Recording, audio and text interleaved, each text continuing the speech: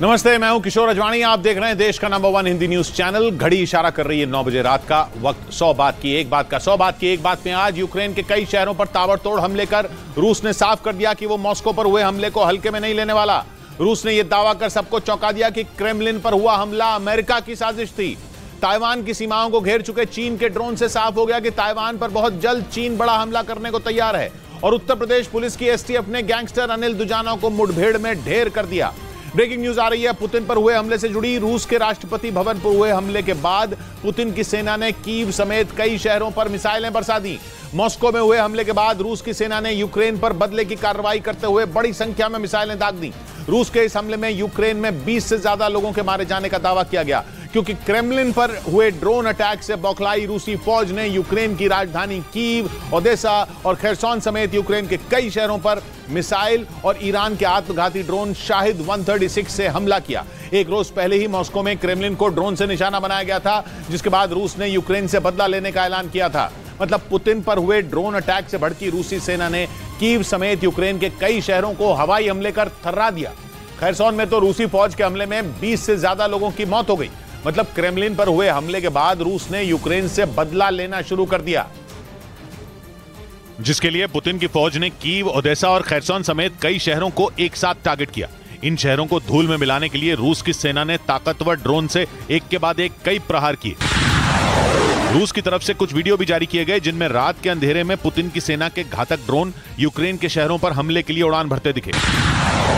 Kherson में तो Putin की सेना के किए हवाई हमलों ने तबाही मचा दी। यूक्रेन ने दावा किया कि खेरसॉन में रूसी सेना के हमलों में 21 से ज्यादा लोगों की जान चली गई और करीब 50 लोग बुरी तरह घायल हो गए। और शहर की कई बड़ी इमारतें देखते ही देखते जमींदोज हो गई। एक रोज पहले मॉस्को में रूस के राष्ट्रपति भवन पर ड्रोन से अटैक हुआ था, जिसकी वजह से रूस बुरी तरह भड़का हुआ है। और रूस का आरोप है कि पुतिन की हत्या करने के लिए जेलेंस्की के इशारे पर यूक्रेन की सेना ने यह हमला करवाया। रूस के मीडिया के मुताबिक हमले के लिए यूक्रेन ने 2 आत्मघाती ड्रोन मॉस्को भेजे, जो आसमान से बम गिराने के साथ टारगेट पर खुद भी एक बम की तरह फटते हैं। मतलब पुतिन को मारने के लिए खतरनाक साजिश रची गई। लेकिन हमले से पहले ही क्रेमलिन में तैनात सुरक्षा एजेंसियों ने इमारत के ऊपर उड़ रहे दोनों ड्रोन को हवा में ही ढेर कर दिया। रूस का दावा है कि जिस वक्त ड्रोन से हमला किया गया उस दौरान पुतिन क्रेमलिन में मौजूद नहीं थे। लेकिन इस घटना के बाद पूरे रूस में हड़कंप मच गया, क्योंकि क्रेमलिन यानी रूस का राष्ट्रपति भवन दुनिया की सबसे सुरक्षित जगहों में एक है। इस इमारत की सुरक्षा में ऐसे ऐसे हथियार तैनात हैं जिनसे बच पाना नामुमकिन है।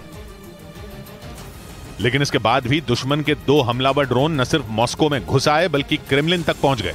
हालांकि रूस ने इस ड्रोन अटैक को वक्त रहते फेल कर दिया, लेकिन इस हमले के बाद पुतिन का गुस्सा 7वें आसमान पर पहुंच गया। उन्होंने पहले सेना के अधिकारियों की बैठक बुलाई और थोड़ी ही देर बाद यह ऐलान कर दिया कि रूस इस हमले का करारा जवाब देगा। पश्चिमी मीडिया का दावा है कि ड्रोन अटैक के बाद पुतिन ने रूसी सेना को यूक्रेन के शहरों को जला देने का आदेश दे दिया। यही वजह है कि मॉस्को पर हुए हवाई हमले के कुछ ही घंटों बाद कीव, ओदेसा और खेरसॉन समेत कई शहरों पर हवाई हमले किए गए। मतलब पुतिन ने यूक्रेन के खिलाफ जवाबी कार्रवाई शुरू कर दी। यूक्रेन का दावा है कि पुतिन की फौज ने उसके शहरों पर हवाई हमले के लिए ईरान के आत्मघाती ड्रोन शाहिद 136 का इस्तेमाल किया, जिन्होंने आसमान में बमों की बारिश कर खेरसॉन शहर को दहला दिया। यूक्रेन के मीडिया का दावा है कि रूस की सेना ने ड्रोन से शहर के रेलवे स्टेशन, पावर स्टेशन, रिहायशी इमारतों और एक सुपरमार्केट को निशाना बनाया। हवाई हमले के बाद सुपरमार्केट से जो तस्वीरें सामने आई, उनमें स्टोर के अंदर हर तरफ टूटे हुए कांच और सामान बिखरा नजर आया। बम गिरने की वजह से स्टोर की छत में एक बड़ा छेद भी दिखाई दिया। इस दौरान वहां काम करने वाले कुछ कर्मचारियों की मौत हो गई। यूक्रेन का दावा है कि इसी तरह के हमले शहर के दूसरे हिस्सों में भी किए गए, जिनमें कई लोग मारे गए और पूरे शहर में दहशत मच गई। जान बचाने के लिए लोगों को शहर खाली करना तक शुरू कर दिया, क्योंकि पश्चिम मीडिया का दावा है कि आने वाले दिनों में खेरसॉन पर रूस की सेना एक और बड़े हमले की तैयारी में है, क्योंकि वो खेरसॉन से यूक्रेन की सेना को पूरी तरह खदेड़ने में जुटी है। पिछले साल सितंबर में रूस ने खेरसॉन पर कब्जा कर लिया था। कुछ दिनों बाद वहां जनमत संग्रह कराकर पुतिन ने इसे रूस में मिलाने का ऐलान कर दिया था। पश्चिमी मीडिया का दावा है कि पिछले साल नवंबर में जेलेंस्की की फौज ने खेरसॉन को रूस से वापस छीन लिया था। हालांकि अब भी कुछ इलाकों पर रूस की सेना का कब्जा है और वहीं से वो यूक्रेन के कब्जे वाले खेरसॉन के इलाकों को निशाना बना रही है। सिर्फ खेरसॉन ही नहीं बल्कि कीव भी पुतिन के निशाने पर है। क्रेमलिन अटैक के बाद कीव में लगातार हवाई हमले के सायरन बज रहे हैं और पश्चिमी मीडिया का दावा है कि पुतिन कीव पर बड़े हमले की पूरी तैयारी कर चुके हैं। इसी वजह से जेलेंस्की ने कीव की सुरक्षा में तैनात एयर डिफेंस सिस्टम को एक्टिवेट कर दिया, ताकि रूसी सेना का हमला होने पर उन्हें करारा जवाब दिया जा सके। पिछले साल 8 अक्टूबर को रूस को क्राइमिया से जोड़ने वाले कर्च ब्रिज पर हुए हमले के बाद पुतिन ने कीव समेत करीब 10 शहरों पर ईरान के आत्मघाती ड्रोन शाहिद 136 से मिसाइलों की बारिश कर दी थी। पश्चिमी मीडिया का दावा है कि उस हमले में सैकड़ों लोगों की जान गई थी। माना जा रहा है कि क्रेमलिन पर हुए अटैक से बौखलाए पुतिन इस बार फिर कीव पर उसी तरह का हमला करेंगे। और पश्चिमी मीडिया का कहना है कि इसी वजह से ज़ेलेंस्की बुरी तरह घबराए हुए हैं, क्योंकि अगर ऐसा हुआ तो फिर कीव को भारी नुकसान उठाना पड़ेगा। और ज़ेलेंस्की की ये घबराहट ऐसे ही नहीं है, बल्कि पुतिन ने उन्हें मॉस्को पर हमले के बाद मिसाइलें बरसाकर बड़े हमले का ट्रेलर भी दिखा दिया। मॉस्को में हुए ड्रोन अटैक के बाद रूस ने यूक्रेन के कई शहरों पर एक साथ हमले कर दिए। पुतिन के गुस्से का शिकार सबसे ज्यादा कीव को होना पड़ा। वहां एक दिन पहले ही लोगों को एहसास हो गया था कि पुतिन बहुत बड़ा हमला करेंगे। और उनका यह डर सच साबित हुआ जब रूसी सेना ने कीव पर न सिर्फ ड्रोन से हमला किया, बल्कि कई मिसाइलें भी बरसा दी। पुतिन पर हमले से बौखलाई रूसी सेना ने सुबह होने का भी इंतजार नहीं किया।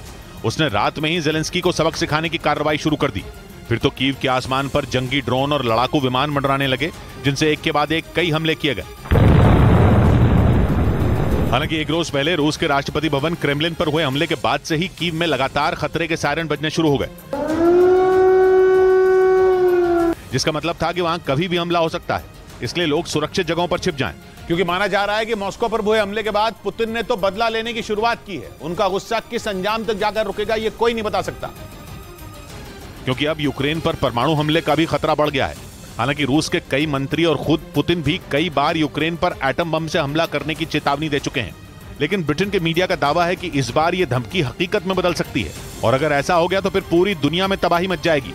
इस युद्ध का दायरा इतना बढ़ जाएगा कि कई देश इसकी चपेट में आ सकते हैं। हालांकि मॉस्को पर हुए हमले से पहले ही रूसी सेना कीव पर निशाना साध चुकी थी। वहां पिछले 4 दिन से पुतिन के सैनिक बम और मिसाइलें बरसा रहे हैं, लेकिन पुतिन पर हमले की कोशिश के बाद इसमें तेजी ला दी गई, जिससे डरकर कीव के प्रशासन ने लोगों को अगले कुछ दिनों तक अपने घरों से न निकलने की हिदायत दी। कीव प्रशासन के मुताबिक रूसी सेना कभी भी ड्रोन से हमला कर सकती है, और इसी डर से कई लोगों ने कीव को खाली करना भी शुरू कर दिया। लेकिन ज़ेलेंस्की के लिए परेशानी की बात यह है कि खतरा सिर्फ कीव पर ही नहीं है, क्योंकि कीव के अलावा खार्किव, ओदेसा और जापोरिजिया समेत कई बड़े शहर भी रूसी सेना के निशाने पर हैं, जिसे देखते हुए इन शहरों में भी अलर्ट जारी कर दिया गया। हालांकि कीव पर रूसी सेना पिछले 4 दिन से ही हमलावर है। उसने इन 4 दिनों में कई मिसाइलें बरसाई और ईरान के शाहिद 136 ड्रोन से जोरदार हमले किए। इस बीच यूक्रेन का दावा है कि उसकी सेना 24 में 18 रूसी ड्रोन तबाह कर चुकी है, लेकिन माना जा रहा है कि क्रेमलिन अटैक के बाद कीव पर अगले कुछ घंटों में इससे भी बड़ा हमला हो सकता है, जिसे रोक पाना ज़ेलेंस्की के सैनिकों के बस में नहीं होगा। मगर क्रेमलिन के ऊपर मंडराते ड्रोन दिखाने के बाद रूस के पूर्व राष्ट्रपति और पुतिन के खासम खास दिमित्री मेदवेदेव का दिमाग इतना गर्म हो गया कि उन्होंने ज़ेलेंस्की को जान से मारने की ही मांग उठा ली और अपनी सोशल मीडिया पोस्ट पर साफ साफ लिख दिया कि अब मॉस्को के पास सिर्फ एक ही विकल्प है, और वो है यूक्रेन के राष्ट्रपति व्लादिमीर ज़ेलेंस्की और उनकी सरकार को उखाड़ फेंक देना। दिमित्री मेदवेदेव ने पोस्ट में लिखा कि अब ज़ेलेंस्की की जान लेकर ही यूक्रेन से बदला लिया जा सकता है। दिमित्री मेदवेदेव फिलहाल रूस की सिक्योरिटी काउंसिल के डिप्टी चेयरमैन हैं। वो पुतिन के ऐसे वफादार हैं कि इतने तेवर तो पुतिन ने नहीं दिखाए जितने कि मेदवेदेव दिखा चुके हैं। वो आए दिन रूस के दुश्मनों को धमकाते रहते हैं। वो कई बार परमाणु हमला करने की धमकी दे चुके हैं, और तो और ब्रिटेन से लेकर पोलैंड जैसे रूस के खिलाफ खड़े देशों पर भी वो बरस चुके हैं। मगर रूस में सिर्फ पुतिन के करीबी मेदवेदेव का ही गुस्सा नहीं भड़का है, बल्कि क्रेमलिन पर हुए ड्रोन हमले के बाद रूस में दूसरे लोग भी बुरी तरह भड़के हुए हैं। रूस के मीडिया के मुताबिक वहां की संसद के स्पीकर ने तो मांग कर डाली कि पुतिन को यूक्रेन पर अब परमाणु अटैक कर देना चाहिए, और इसमें बिल्कुल भी देर नहीं करनी चाहिए। रूस की संसद के स्पीकर वियाचेस्लाव वोल्जिन ने सोशल मैसेजिंग ऐप टेलीग्राम पर लिखा कि रूस को अब कीव के आतंकवादी शासन को रोकने और उसे खत्म करने में बड़े हथियारों का बिना देर किए इस्तेमाल कर देना चाहिए। हालांकि ये साफ नहीं हो सका कि वियाचेस्लाव वोल्जिन किस तरह के हथियारों का जिक्र कर रहे थे, लेकिन माना जा रहा है कि उनका इशारा परमाणु हमले की तरफ था।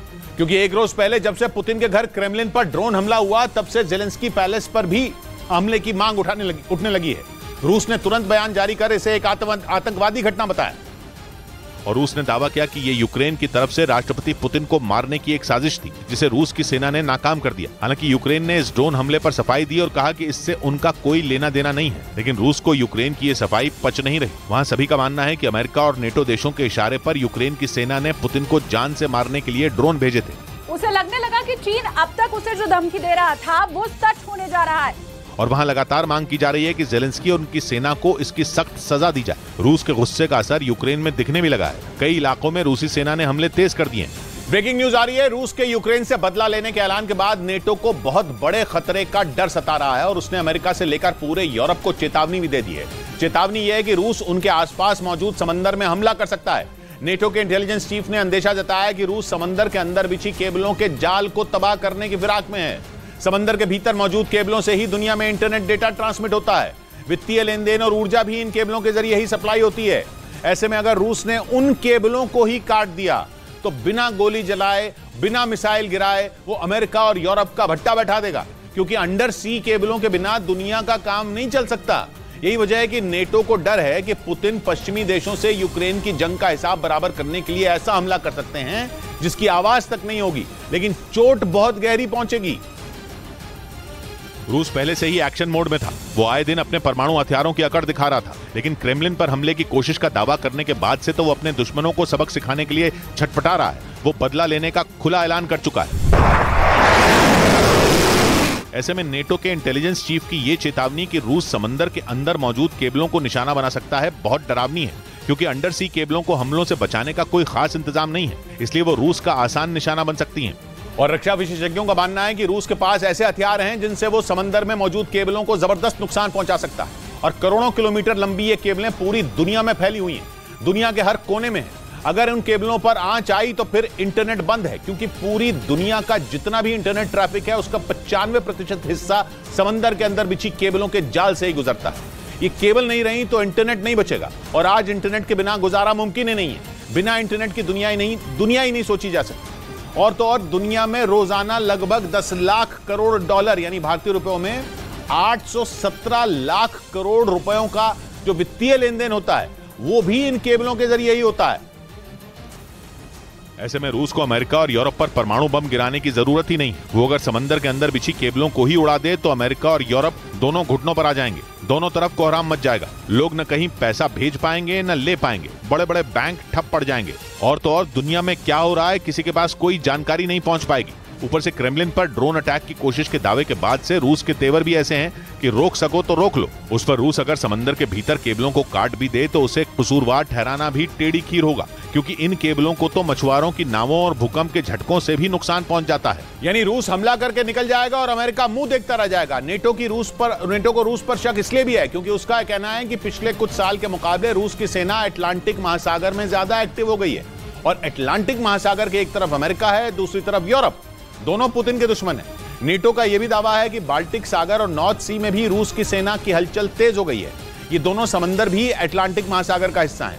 नॉर्थ सी ब्रिटेन और डेनमार्क के बीच में है, और Norway, Germany, the Netherlands, Belgium और फ्रांस जैसे देश भी उससे लगते हैं।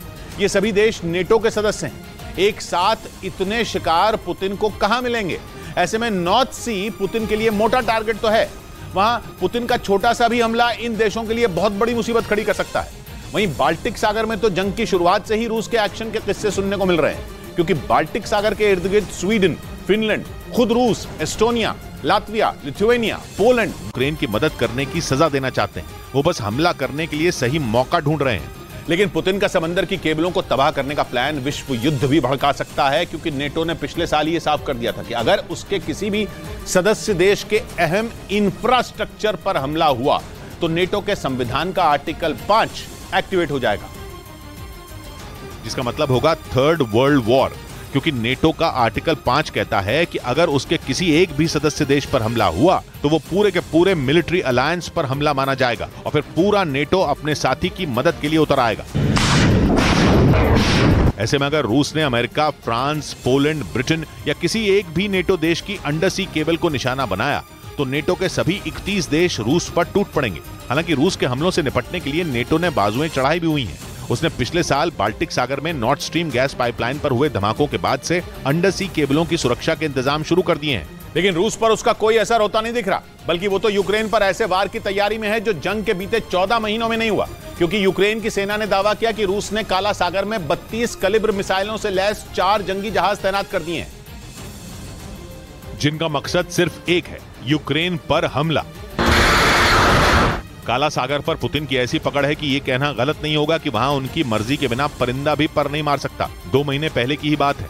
मार्च में अमेरिका का एक MQ-9 रीपर ड्रोन काला सागर के ऊपर गश्त लगा रहा था, लेकिन अपने बगल में अमेरिका के ड्रोन को देखते ही रूस तमतमा उठा और उसके फाइटर जेट ने अमेरिका के ड्रोन को ऐसी टक्कर मारी कि वो काला सागर में क्रैश ही हो गया। तो जब रूस ने अमेरिका को नहीं छोड़ा तो यूक्रेन तो उसके लिए कुछ भी नहीं है। उसने अपनी जिन कैलिबर मिसाइलों को काला सागर में उतारा है वो परमाणु बम दागने में भी माहिर है, और जंग छिड़ने के वक्त से ही रूस ने यूक्रेन पर कलिब्र दाग कर उसके शहरों को तबाह कर दिया है। इस बीच रूस ने आरोप लगाया कि क्रेमलिन पर हुए ड्रोन हमले के पीछे अमेरिका का हाथ है। रूस का यह भी दावा है कि पुतिन की हत्या करने के लिए ड्रोन अटैक से हमला करने की साजिश बाइडेन ने अमेरिका की राजधानी वॉशिंगटन डीसी में बैठकर रची थी।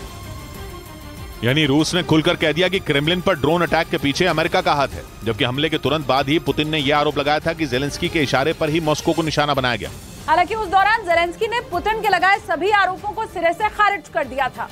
उनका कहना था कि यूक्रेन के पास इतनी ताकत ही नहीं है कि वो मॉस्को में घुसकर रूस के राष्ट्रपति भवन पर हमला कर सके। जेलेंस्की के इस बयान के सामने आने के कुछ घंटों बाद रूस ने यह आरोप लगाया कि पुतिन की हत्या करने के लिए क्रेमलिन पर ड्रोन अटैक की साजिश अमेरिका ने रची थी और बाइडेन के इशारे पर ही मॉस्को पर इतना बड़ा हमला किया गया। क्रेमलिन पर हमले की खबर आने के बाद यूक्रेन ही नहीं बल्कि पूरी दुनिया में हड़कंप मच गया था। और रूस का दावा है कि ड्रोन अटैक के फौरन बाद अमेरिका में एक इमरजेंसी मीटिंग बुलाई गई थी। उस बैठक में अमेरिकी सेना के बड़े अधिकारियों के साथ राष्ट्रपति बाइडेन भी मौजूद थे, जिसमें उन्हें क्रेमलिन पर हुए ड्रोन अटैक की पूरी जानकारी दी गई थी। यही नहीं, रूस का दावा है कि इस बैठक में बाइडेन ने सेना को जंग के लिए तैयार रहने का भी आदेश दिया था, क्योंकि इस बात की आशंका तेज हो गई कि हमले से बौखलाए पुतिन अमेरिका के खिलाफ जंग का ऐलान कर देंगे। और अगर ऐसा हुआ तो फिर यूक्रेन की ये जंग वर्ल्ड वॉर में बदल जाएगी। रूस के मीडिया का दावा है कि अमेरिका रूस की बढ़ती ताकत से घबराया हुआ है और इसीलिए वो यूक्रेन को मोहरा बनाकर रूस को घेरने की कोशिश में जुटे। जंग में पुतिन को रोकने के लिए अमेरिका यूक्रेन को न सिर्फ पैसों से मदद कर रहा है बल्कि वो लगातार एक से बढ़कर एक हथियारों की भी सप्लाई कर रहा है, ताकि किसी भी तरह जंग में पुतिन की सेना को हराया जा सके।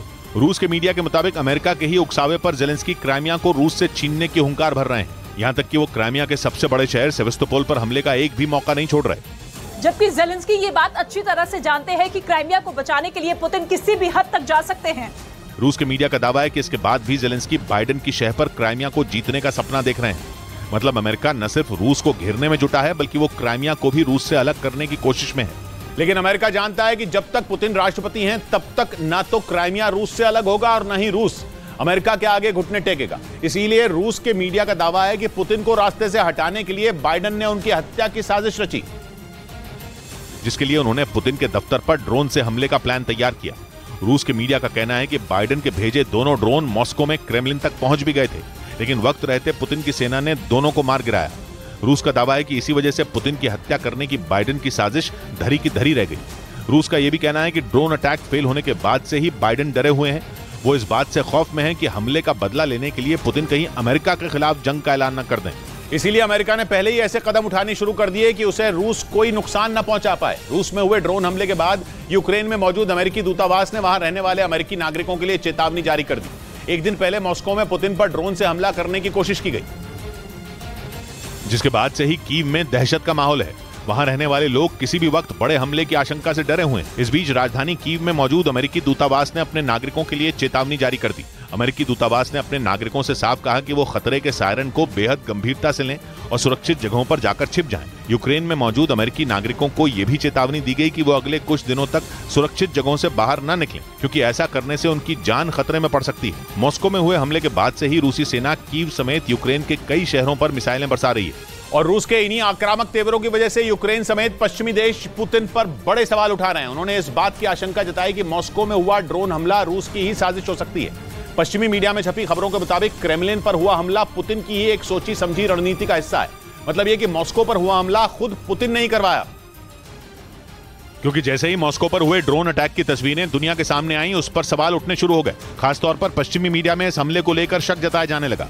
ये कहा जाने लगा कि आखिर दुनिया की सबसे सुरक्षित माने जाने वाली जगह क्रेमलिन तक ड्रोन पहुंच कैसे गए। ऐसा कैसे हो गया कि रूस के राष्ट्रपति भवन के ऊपर ड्रोन मंडराने लगे और पुतिन की सेना को भनक तक नहीं लगी। सवाल इसलिए भी खड़े हो गए क्योंकि पिछले कुछ महीनों में पुतिन ने मॉस्को को किले में बदल दिया था। पुतिन ने मॉस्को के चारों तरफ अपने सबसे खतरनाक एयर डिफेंस सिस्टम तैनात कर दिए थे, ताकि यूक्रेन की तरफ से किसी भी तरह का हमला हो तो उसे नाकाम किया जा सके। लेकिन एक रोज पहले जो हुआ उससे तो यही लगा कि रूस के सारे एयर डिफेंस सिस्टम फेल हो गए, क्योंकि बड़ी ही आसानी से 2 ड्रोन मॉस्को में पुतिन के दफ्तर तक पहुंच गए। और अगर इन ड्रोन को यूक्रेन की तरफ से दागा गया तो फिर उन्होंने कोई छोटी दूरी तय नहीं की, बल्कि यूक्रेन के बॉर्डर से सैकड़ों किलोमीटर उड़ते हुए ये मॉस्को में पहुंचे। रूस की राजधानी मॉस्को यूक्रेन के पश्चिम में पड़ती है और यूक्रेन की सीमा से उसकी दूरी करीब 650 किलोमीटर है। यानी अगर ड्रोन यूक्रेन की सीमा से छोड़े गए तो उन्होंने मॉस्को पहुंचने के लिए इतनी दूरी तो तय की ही होगी। और इसी बात पर यह सवाल उठ रहे हैं कि आखिर इतनी दूरी तक उड़ान भरकर मॉस्को पहुंचे ड्रोन रूस की सेना की नजर से बच कैसे गए। और फिर सीधे जाकर उन्होंने क्रेमलिन पर धावा बोल दिया। यानी रूस की सेना सोती रह गई और उनकी राजधानी पर हमला हो गया। इसी वजह से इस बात की आशंका जताई जा रही है कि इस हमले के पीछे रूस की ही साजिश हो सकती है, क्योंकि मॉस्को पर हमला होते ही यूक्रेन ने तुरंत यह साफ कर दिया कि उसके पीछे ज़ेलेंस्की का हाथ नहीं है। लेकिन रूस ने बिना वक्त गंवाए यह दावा किया कि यूक्रेन ने ही हमले को अंजाम दिया। यानी रूस ने जंग के बाद से अब तक का सबसे बड़ा आरोप यूक्रेन पर लगा दिया और यह दिखाने की कोशिश की कि यूक्रेन ने पुतिन को निशाना बनाने की कोशिश करके बड़ी गलती कर दी। इसके साथ ही रूस ने तुरंत यूक्रेन से बदला लेने की हुंकार भी भर दी और इसी वजह से इस ड्रोन अटैक को रूस का फॉल्स फ्लैग ऑपरेशन बताया जा रहा है। ये वो ऑपरेशन होता है जिसमें कोई देश अपनी ही जमीन या सेना पर हमले करवाता है और फिर पूरी दुनिया में इस बात का डंका पीटता है कि दुश्मन ने उसके घर में घुसकर हमला किया, जिसके बाद उसे दुश्मन पर बड़े हमले करने का बहाना मिल जाता है। और कहा जा रहा है कि रूस ने भी इसी रणनीति के तहत मॉस्को में ड्रोन अटैक करवाया ताकि उसे यूक्रेन पर खतरनाक हमले करने की छूट मिल जाए और वो उसके मददगार देशों को यह बता सके कि क्रेमलिन पर हमला होने की वजह से रूसी सेना आपे से बाहर हो गई है और वो यूक्रेन का नामो निशान मिटा देना चाहती है। यानी यूक्रेन के शहरों को मिट्टी में मिलाने से रूस की सेना को पुतिन भी नहीं रोक पा रहे हैं। पश्चिमी मीडिया में छपी खबरों के मुताबिक अगर यह हमला रूस नहीं करवाया तो इससे पुतिन की एक और परेशानी का अंत हो सकता है। यूक्रेन पर हमले के बाद से ही पुतिन रूस में ही बड़े पैमाने पर विरोध का सामना कर रहे हैं। लेकिन अब वो ये दिखा सकते हैं कि यूक्रेन की वजह से मॉस्को ही खतरे में पड़ गया और फिर उन्हें अपने लोगों को ये समझाना आसान हो जाएगा कि अगर यूक्रेन को नहीं रोका गया तो रूस बर्बाद हो जाएगा और उसे बचाने के लिए ही रूसी सेना को यूक्रेन में तबाही मचाने का लाइसेंस मिल जाएगा और वो बिना सोचे समझे ऐसे जोरदार हमले बोलेगी कि 14 महीनों से चल रही जंग खत्म हो जाए, क्योंकि इतनी लंबी चली जंग में रूस को भारी कीमत चुकानी पड़ी है और ऐसे में रूस चाहता है कि जल्द से जल्द युद्ध खत्म हो जाए। कहा जा रहा है कि इसके लिए ज़ेलेंस्की को भी रास्ते से हटाया जा सकता है और ऐसा होने के बाद पुतिन के खिलाफ विद्रोह न हो, इसीलिए मॉस्को पर हमले की साजिश रची गई। कई रिपोर्ट में तो ड्रोन हमले के वीडियो का भी जिक्र किया गया और यह बताया गया कि अगर ड्रोन विस्फोटकों से भरा होता तो मार गिराए जाने के वक्त उसमें इतना हल्का धमाका नहीं होता, क्योंकि आत्मघाती ड्रोन में इतना विस्फोटक तो होता ही है कि किसी टैंक को धराशायी कर सके। लेकिन खबर के मुताबिक क्रेमलिन के ऊपर ढेर किया गया ड्रोन उतना घातक नहीं दिखाई दिया। लेकिन रूस को तो बहाना मिल गया कि वो यूक्रेन पर बड़े हमले कर सके, इसीलिए क्रेमलिन पर हुए हमले के बाद सबसे बड़ा डर इस बात का है कि कहीं पुतिन यूक्रेन पर परमाणु हमला न कर दें, क्योंकि जंग शुरू होने के बाद एक दो बार नहीं बल्कि दर्जनों बार पुतिन ये चेतावनी दे चुके हैं और सिर्फ पुतिन ही नहीं, उनके करीबी ही यूक्रेन के साथ साथ पश्चिमी देशों को परमाणु हमले का डर दिखा चुके हैं। और इसी वजह से यूक्रेन और उसके मददगार देश इस बात की आशंका जता रहे हैं कि पुतिन परमाणु हमले जैसा कदम उठा सकते हैं, क्योंकि इस बार हमला रूस के बेलग्रद या फिर ब्रयांस्क जैसे शहर पर नहीं हुआ है, बल्कि निशाना रूस की राजधानी मॉस्को को बनाया गया है। और मॉस्को में भी वार किसी मॉल या स्कूल पर नहीं किया गया, बल्कि रूस के राष्ट्रपति भवन पर ही ड्रोन ने धावा बोल दिया। जाहिर है यह हमला क्रेमलिन पर नहीं, पुतिन के सीने पर हुआ और इसी बात ने यूक्रेन और उसके मददगार देशों को खौफ से भर दिया, क्योंकि पुतिन बड़ी ही खामोशी से यूक्रेन के चारों तरफ परमाणु हथियारों की तैनाती कर चुके हैं। मतलब ये कि अमेरिका और यूरोप के देशों को भनक तक नहीं लगी और यूक्रेन चारों तरफ से परमाणु मिसाइलों से घिर गया और जंग के बीच ही पुतिन ने यूक्रेन के लिए एक ऐसा चक्रव्यूह तैयार कर दिया जिसमें वो बुरी तरह फंसा हुआ दिख रहा है, क्योंकि पुतिन ने अपने परमाणु हथियारों के जखीरे से मिसाइलें निकालकर यूक्रेन की घेरेबंदी कर रखी है और ऐसा पुतिन ने बड़े ही शातिर तरीके से किया ताकि यूक्रेन और उसकी मदद करने वाले अमेरिका तक को खबर न हो। पिछले साल जंग शुरू होने के बाद से ही पुतिन ने परमाणु हमले के लिए मिसाइलें तैनात करनी शुरू कर दी थी, जिसके लिए उन्होंने यूक्रेन के उत्तर में बेलारूस में परमाणु हथियार उतार दिए, जबकि परमाणु हथियारों के जखीरे के साथ पूर्व में खुद रूस बैठा है। वहीं यूक्रेन के दक्षिण में काला सागर में भी पुतिन की परमाणु पनडुब्बियां तैनात हैं और उसके उत्तर पश्चिम में पोलैंड के पास रूस के कलिनिनग्राद में भी परमाणु हथियार मौजूद है। यानी पुतिन का एक इशारा मिलते ही यूक्रेन के चारों दिशाओं से उड़ी मिसाइलें तबाही मचा सकती हैं, जिस बात का डर पश्चिमी मीडिया की रिपोर्ट में भी जताया जा रहा है, क्योंकि कहा जा रहा है कि मॉस्को पर हमले के बाद से ही पुतिन बेहद गुस्से में है और हमले का बदला लेने के लिए वो किसी भी हद तक जा सकते हैं। कहा जा रहा है कि पुतिन को पहले की तरह ही इस बार भी अमेरिका और यूरोप के देशों की कोई परवाह नहीं है, क्योंकि पिछले साल यूक्रेन पर हमले की आहट के वक्त भी पश्चिमी देशों ने पुतिन को सख्त चेतावनी दी थी। उन्हें बार बार ये बताया गया था कि यूक्रेन पर हमला करके वो आधी दुनिया से दुश्मनी मोल लेंगे, लेकिन पुतिन ने उन सारी धमकियों को दरकिनार करते हुए पिछले साल 24 फरवरी को यूक्रेन पर धावा बोल दिया था। इसके बाद से ही अमेरिका समेत यूरोप के देशों ने पुतिन को झुकाने में पूरी ताकत झोंक रखी है। लेकिन फिर भी पुतिन ने कभी भी ऐसा रुख नहीं दिखाया कि वो जंग से अपने कदम पीछे खींचने वाले हैं, बल्कि जब भी अमेरिका की तरफ से कोई खतरनाक हथियार यूक्रेन पहुंचा, रूस ने और भी जोरदार हमले कर दिए। और यही वजह है कि पुतिन कब क्या करेंगे इसके बारे में अंदाजा लगाना मुश्किल है। पश्चिमी मीडिया के मुताबिक इसी वजह से यूक्रेन पर परमाणु हमले का खतरा बढ़ गया, क्योंकि पिछले साल एक बार तो पुतिन ने साफ कह दिया था कि अगर उन्होंने चाह लिया तो परमाणु हमले से उन्हें कोई रोक नहीं सकता। और मॉस्को में हुए हमले के बाद रूस ने बड़े बदले का ऐलान कर दिया, जिसके बाद ये माना जा रहा है कि ये बड़ा बदला परमाणु हमला भी हो सकता है। जिसके खतरे को देखते हुए जेलेंस्की ने एक बार फिर नेटो की तरफ उम्मीद भरी नजरों से देखा। यूक्रेन के मीडिया के मुताबिक जेलेंस्की ने एक बार फिर दोहराया कि उनके देश को नेटो की सदस्यता मिलनी ही चाहिए। उन्होंने तो यहां तक कह दिया कि यूक्रेन नेटो का 33वां सदस्य बनेगा, क्योंकि फिनलैंड पिछले महीने ही नेटो में 31वें सदस्य के तौर पर शामिल हुआ और स्वीडन को लेकर भी बातचीत जारी है। ऐसे में जेलेंस्की को उम्मीद है कि स्वीडन के बाद अगला नंबर यूक्रेन का होगा। हालांकि जेलेंस्की ने रूस से जंग के दौरान यूक्रेन के नेटो में शामिल होने की संभावनाओं को खुद ही खारिज कर दिया, लेकिन उन्होंने उम्मीद जताई कि ऐसे हालात जरूर बनेंगे जब यूक्रेन नेटो की सदस्यता हासिल करने के सभी मानकों पर खरा उतरेगा। यूक्रेन ने पिछले साल सितंबर महीने में नेटो की सदस्यता के लिए आवेदन किया था और दावा है कि वो जल्द से जल्द इस सैन्य गठबंधन का हिस्सा बनना चाहते हैं, क्योंकि पश्चिमी मीडिया के मुताबिक रूसी आक्रमण के बाद जेलेंस्की अब किसी भी तरह अपनी सीमाओं को सुरक्षित करना चाहते हैं, ताकि भविष्य में दुश्मन यूक्रेन पर आंख उठाने की हिम्मत भी न कर पाए। और नेटो का सदस्य बनते ही यूक्रेन को वो मजबूत सुरक्षा कवच मिल जाएगा जो जेलेंस्की चाहते हैं, क्योंकि 31 देशों वाले इस सैन्य गठबंधन का मकसद सभी सदस्यों की सुरक्षा करना है। और किसी भी नेटो सदस्य पर हमले का मतलब उसके बाकी सदस्यों पर भी हमला माना जाता है। उन हालात में दुश्मन का मुकाबला करने के लिए नेटो के सभी सदस्य एकजुट हो जाते हैं। ऐसे में अगर यूक्रेन भी नेटो से जुड़ जाता है तो उसे रूस के खौफ से मुक्ति मिल सकती है। लेकिन मॉस्को पर हमले के बाद पुतिन जिस तरह से गुस्से में है, उससे ऐसा नहीं लगता है कि जेलेंस्की को कोई राहत मिलने वाली है, क्योंकि उनके गुस्से की आग में यूक्रेन का शहर बखमुत भी जलने लगा। इस शहर पर कब्जे के लिए पुतिन की सेना पिछले 8 महीने से ज्यादा वक्त से पसीना बहा रही है, लेकिन उसके हाथ में अब तक ये शहर नहीं आया। इसलिए क्योंकि जेलेंस्की की फौज के आगे रूसी सेना और वैगनर ग्रुप के लड़ाकों की एक नहीं चल रही।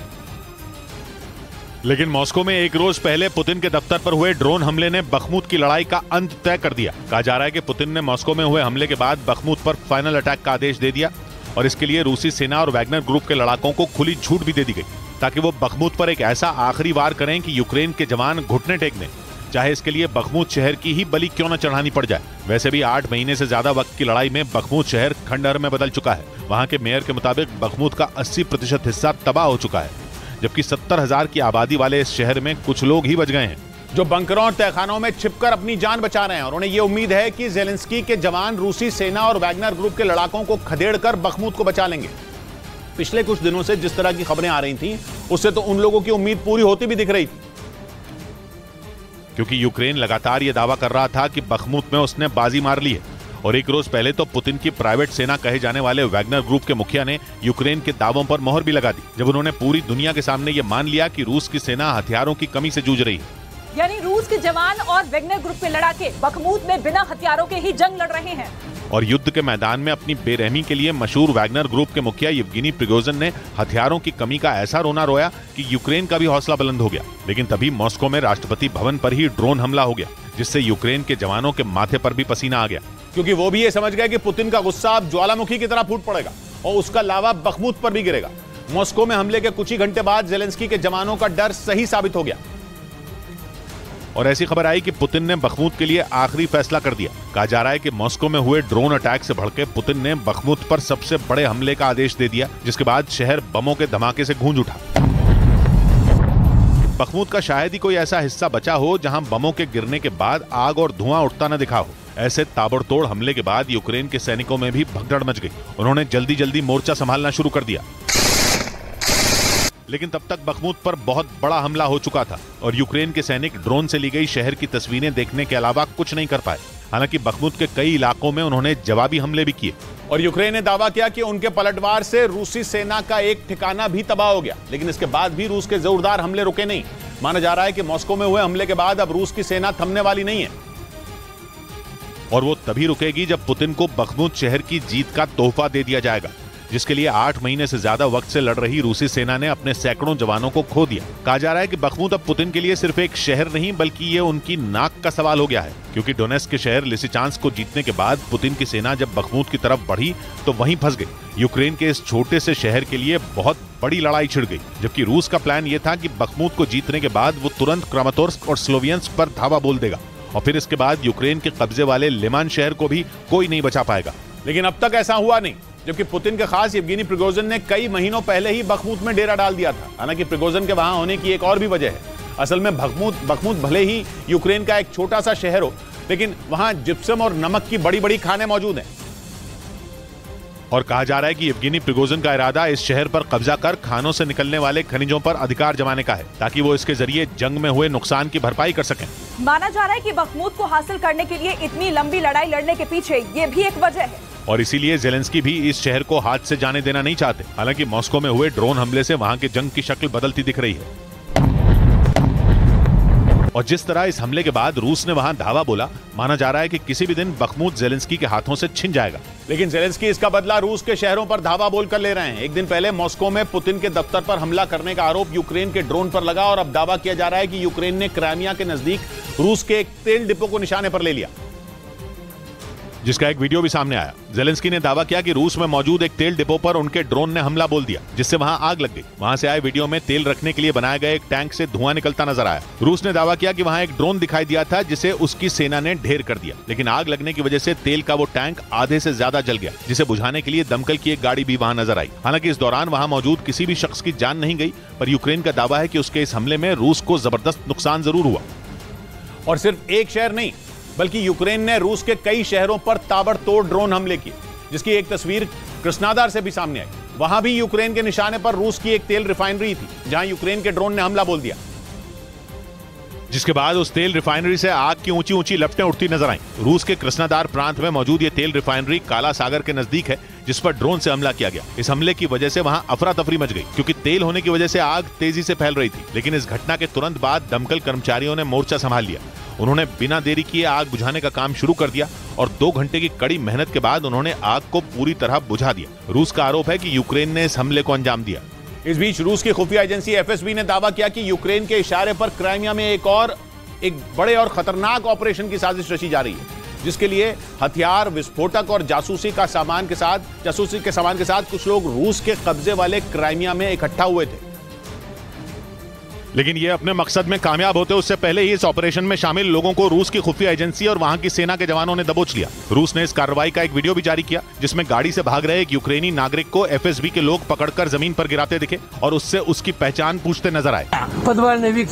रूस की तरफ से जारी इस वीडियो में हथियारों से लैस रूसी सेना के जवान एक कमरे के अंदर घुसते दिखे, जहां पहले से मौजूद एक आदमी जमीन पर पेट के बल लेटा दिखाई दिया। रूस की सेना के जवानों ने उसे पकड़ने के बाद दूसरे कमरे में धावा बोला और दरवाजा खुलते ही एक और आदमी को दबोच लिया।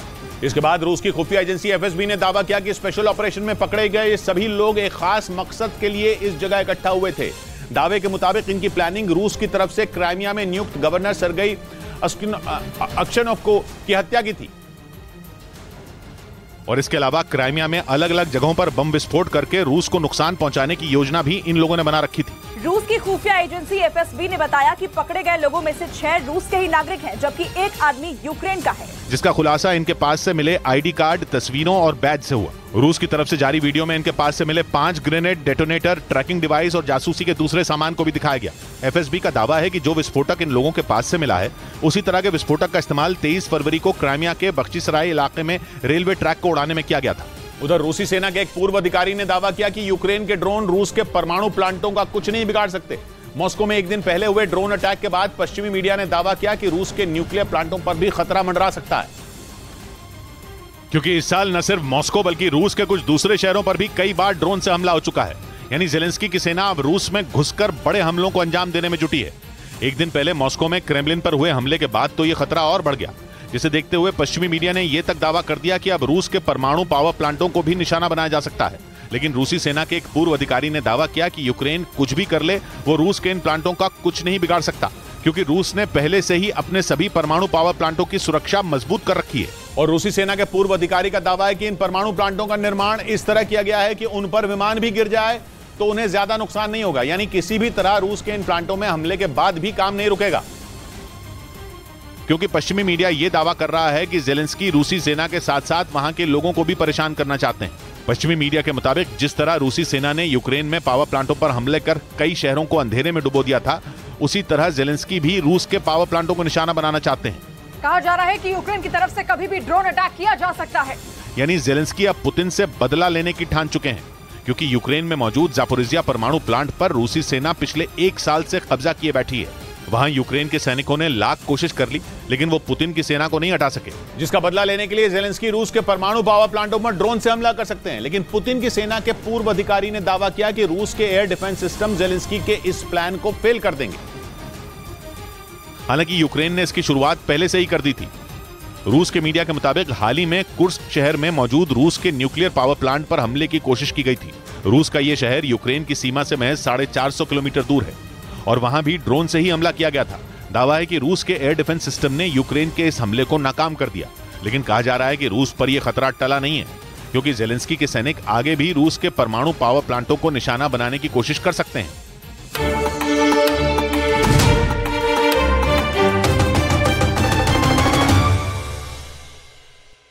उखाड़ फेंक देना। दिमित्री मेदवेदेव ने पोस्ट में लिखा कि अब जेलेंस्की की जान लेकर ही यूक्रेन से बदला लिया जा सकता है। दिमित्री मेदवेदेव फिलहाल रूस की सिक्योरिटी काउंसिल के डिप्टी चेयरमैन हैं। वो पुतिन के ऐसे वफादार हैं कि इतने तेवर तो पुतिन ने नहीं दिखाए जितने कि मेदवेदेव दिखा चुके हैं। वो आए दिन रूस के दुश्मनों को धमकाते रहते हैं। वो कई बार परमाणु हमला करने की धमकी दे चुके हैं और तो और ब्रिटेन से लेकर पोलैंड जैसे रूस के खिलाफ खड़े देशों पर भी वो बरस चुके हैं। मगर रूस में सिर्फ पुतिन के करीबी मेदवेदेव का ही गुस्सा नहीं भड़का है, बल्कि क्रेमलिन पर हुए ड्रोन हमले के बाद रूस में दूसरे लोग भी बुरी तरह भड़के हुए हैं। रूस के मीडिया के मुताबिक वहां की संसद के स्पीकर ने तो मांग कर डाली कि पुतिन को यूक्रेन पर अब परमाणु अटैक कर देना चाहिए और इसमें बिल्कुल भी देर नहीं करनी चाहिए। रूस की संसद के स्पीकर वियाचेस्लाव वोल्जिन ने सोशल मैसेजिंग ऐप टेलीग्राम पर लिखा कि रूस को अब कीव के आतंकवादी शासन को रोकने और उसे खत्म करने में बड़े हथियारों का बिना देर किए इस्तेमाल कर देना चाहिए। हालांकि ये साफ नहीं हो सका कि वियाचेस्लाव वोल्जिन किस तरह के हथियारों का जिक्र कर रहे थे, लेकिन माना जा रहा है कि उनका इशारा परमाणु हमले की तरफ था, क्योंकि एक रोज पहले जब से पुतिन के घर क्रेमलिन पर ड्रोन हमला हुआ तब से जेलेंस्की पैलेस पर भी हमले की मांग उठने लगी है। रूस ने तुरंत बयान जारी कर इसे एक आतंकवादी घटना बताया और रूस ने दावा किया कि ये यूक्रेन की तरफ से राष्ट्रपति पुतिन को मारने की एक साजिश थी, जिसे रूस की सेना ने नाकाम कर दिया। हालांकि यूक्रेन ने इस ड्रोन हमले पर सफाई दी और कहा कि इससे उनका कोई लेना देना नहीं है, लेकिन रूस को यूक्रेन की ये सफाई पच नहीं रही। वहां सभी का मानना है कि अमेरिका और नेटो देशों के इशारे पर यूक्रेन की सेना ने पुतिन को जान से मारने के लिए ड्रोन भेजे थे। उसे लगने लगा कि चीन अब तक उसे जो धमकी दे रहा था वो सच होने जा रहा है और वहां लगातार मांग की जा रही है कि जेलेंस्की और उनकी सेना को इसकी सख्त सजा दी जाए। रूस के गुस्से का असर यूक्रेन में दिखने भी लगा है। कई इलाकों में रूसी सेना ने हमले तेज कर दिए हैं। ब्रेकिंग न्यूज आ रही है। पुतिन पर हुए हमले से जुड़ी। रूस के राष्ट्रपति भवन पर हुए हमले के बाद पुतिन की सेना ने कीव समेत कई शहरों पर मिसाइलें बरसा दी। मॉस्को में हुए हमले के बाद रूस की सेना ने यूक्रेन पर बदले की कार्रवाई करते हुए बड़ी संख्या में मिसाइलें दाग दी। रूस के इस हमले में यूक्रेन में 20 से ज्यादा लोगों के मारे जाने का दावा किया गया, क्योंकि क्रेमलिन पर हुए ड्रोन अटैक से बौखलाई रूसी फौज ने यूक्रेन की राजधानी कीव, ओदेसा और खेरसॉन समेत यूक्रेन के कई शहरों पर मिसाइल और ईरान के आत्मघाती ड्रोन शाहिद 136 से हमला किया। एक रोज पहले ही मॉस्को में क्रेमलिन को ड्रोन से निशाना बनाया गया था, जिसके बाद रूस ने यूक्रेन से बदला लेने का ऐलान किया था। मतलब पुतिन पर हुए ड्रोन अटैक से भड़की रूसी सेना ने कीव समेत यूक्रेन के कई शहरों को हवाई हमले कर थर्रा दिया। खेरसॉन में तो रूसी फौज के हमले में 20 से ज्यादा लोगों की मौत हो गई। मतलब क्रेमलिन पर हुए हमले के बाद रूस ने यूक्रेन से बदला लेना शुरू कर दिया, जिसके लिए पुतिन की फौज ने कीव, ओदेसा और खेरसॉन समेत कई शहरों को एक साथ टारगेट किया। इन शहरों को धूल में मिलाने के लिए रूस की सेना ने ताकतवर ड्रोन से एक के बाद एक कई प्रहार किए। रूस की तरफ से कुछ वीडियो भी जारी किए गए, जिनमें रात के अंधेरे में पुतिन की सेना के घातक ड्रोन यूक्रेन के शहरों पर हमले के लिए उड़ान भरते दिखे। खेरसॉन में तो पुतिन की सेना के किए हवाई हमलों ने तबाही मचा दी। यूक्रेन ने दावा किया कि खेरसॉन में रूसी सेना के हमलों में 21 से ज्यादा लोगों की जान चली गई और करीब 50 लोग बुरी तरह घायल हो गए और शहर की कई बड़ी इमारतें देखते ही देखते जमींदोज हो गई। एक रोज पहले मॉस्को में रूस के राष्ट्रपति भवन पर ड्रोन से अटैक हुआ था, जिसकी वजह से रूस बुरी तरह भड़का हुआ है और रूस का आरोप है कि पुतिन की हत्या करने के लिए जेलेंस्की के इशारे पर यूक्रेन की सेना ने यह हमला करवाया। रूस के मीडिया के मुताबिक हमले के लिए यूक्रेन ने 2 आत्मघाती ड्रोन मॉस्को भेजे, जो आसमान से बम गिराने के साथ टारगेट पर खुद भी एक बम की तरह फटते हैं। मतलब पुतिन को मारने के लिए खतरनाक साजिश रची गई, लेकिन हमले से पहले ही क्रेमलिन में तैनात सुरक्षा एजेंसियों ने इमारत के ऊपर उड़ रहे दोनों ड्रोन को हवा में ही ढेर कर दिया।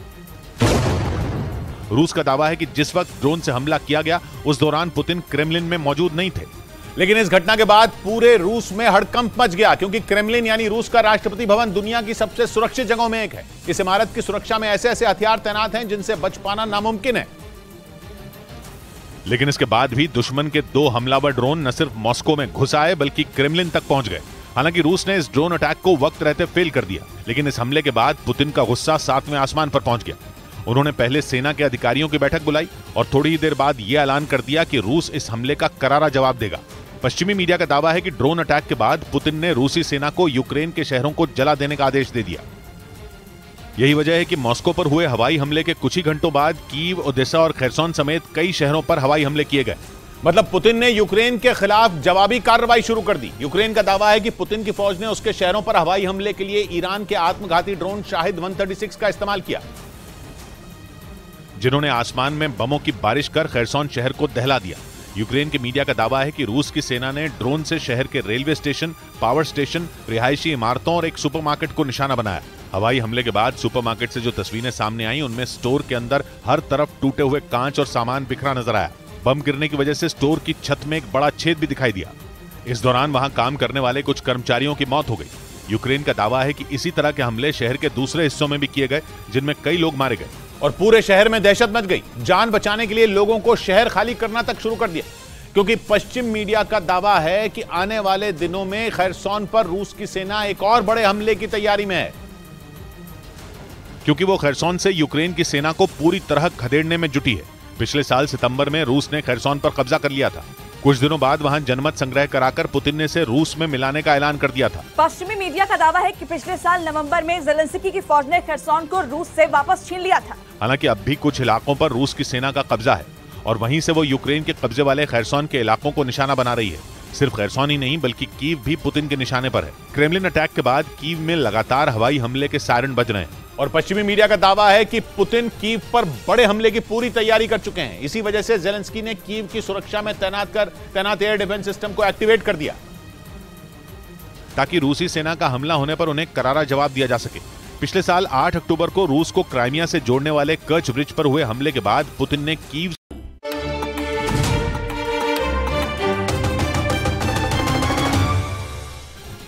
ब्रेकिंग न्यूज आ रही है ताइवान से, जिस पर चीन कभी भी हमला कर सकता है, क्योंकि चीन का एक घातक ड्रोन लगातार ताइवान के चक्कर लगा रहा है। लंबी दूरी तक वार करने वाला चीन का यह ड्रोन सबसे पहले पूर्वी ताइवान की तरफ देखा गया।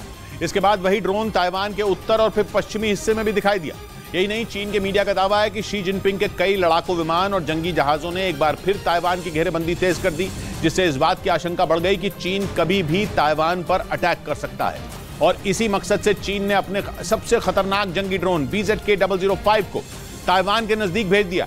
चीन का यह ड्रोन कई घंटों तक ताइवान के चक्कर लगाता रहा। इस दौरान चीन के लड़ाकू विमान और जंगी जहाज भी एक्शन में आ गए और वो ताइवान स्ट्रेट में मौजूद मीडियन लाइन के नजदीक पहुंच गए। लेकिन ताइवान के लिए खतरा तब बढ़ गया जब उसकी सीमा के नजदीक चीन का जंगी ड्रोन BZK-005 नजर आया। हांगकांग के अखबार साउथ चाइना मॉर्निंग पोस्ट का दावा है कि यह ड्रोन ताइवान के चारों तरफ मंडरा रहा था, जिसे देखकर ताइवान बुरी तरह डर गया। उसे लगने लगा कि चीन अब तक उसे जो धमकी दे रहा था वो सच होने जा रहा है, क्योंकि चीन ने पिछले 2 दिन से ताइवान के नजदीक अपने जंगी जहाजों की भी तैनाती बढ़ा दी है। कहा जा रहा है कि पिछले 48 घंटों में चीन के कई जंगी जहाज मीडियन लाइन के करीब पहुंच गए, जिन्हें देखकर इस बात की आशंका बढ़ गई है कि चीन ताइवान पर हमला करने वाला है, क्योंकि चीन पिछले कई महीनों से ताइवान पर अटैक की धमकी दे रहा है। लेकिन अमेरिका की वजह से वो अब तक शांत बैठा है, क्योंकि ताइवान की ढाल बना अमेरिका चीन से भिड़ने को तैयार है। ऐसे में ताइवान पर कब्जा करने का चीन का इंतजार बढ़ता जा रहा है। हालांकि पश्चिमी मीडिया का दावा है कि चीन ताइवान पर हमले का सही मौका ढूंढ रहा है। वैसे भी उसने अपने जंगी जहाजों और युद्धपोतों से ताइवान की घेरेबंदी कर रखी है। चीन का दावा है कि उसके इन युद्धपोतों पर कई खतरनाक लड़ाकू विमान तैनात हैं, जो शी जिनपिंग का इशारा मिलते ही ताइवान पर मिसाइलें बरसा देंगे, जिसके खौफ से ताइवान की नींद उड़ी हुई है, क्योंकि चीन को जवाब देने के लिए उसे अमेरिका से मिलने वाले F-16 फाइटर जेट में देरी हो रही है। पश्चिमी मीडिया ने दावा किया कि इससे ताइवान की परेशानी बढ़ गई।